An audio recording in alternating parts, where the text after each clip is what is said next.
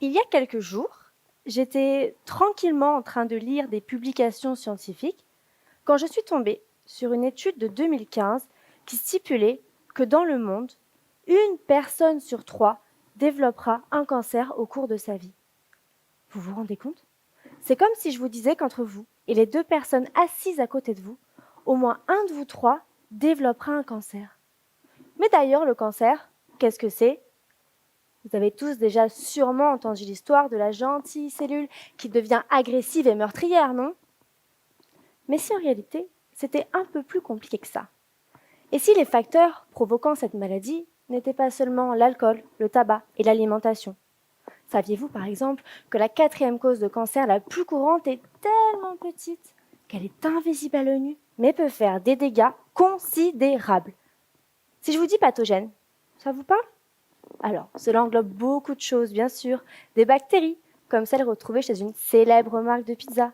Des virus, comme le papillomavirus responsable du cancer du col de l'utérus. Mais cela englobe aussi tout un tas de parasites beaucoup moins connus, dont un qui est tout le sujet de ma thèse, les microsporidies. Mais c'est quoi une microsporidie? Eh bien, une microsporidie, c'est un parasite qui utilise une technique assez originale pour nous infecter, celle du cheval de Troie. En effet, ces parasites sont présents dans la nature sous forme de spores microscopiques qui vont leur permettre de se cacher dans nos aliments pour passer incognito dans notre tube digestif et atteindre ce qui correspondrait à la ville de Troie, nos cellules intestinales. Mais c'est pas tout, ces microsporidies sont encore plus intelligentes qu'Ulysse, puisqu'elles ne vont pas que se contenter d'entrer dans nos cellules innocentes, elles vont également les utiliser dans le but de produire de nouvelles spores qui vont infecter d'autres cellules. En fait, c'est un peu comme si Ulysse et les Grecs avaient utilisé la ville de Troie pour produire de nouveaux chevaux en bois dans le but d'aller envahir d'autres villes. Mais à ce niveau, je suis sûre que vous vous dites « Ok, mais c'est quoi le lien avec le cancer ?»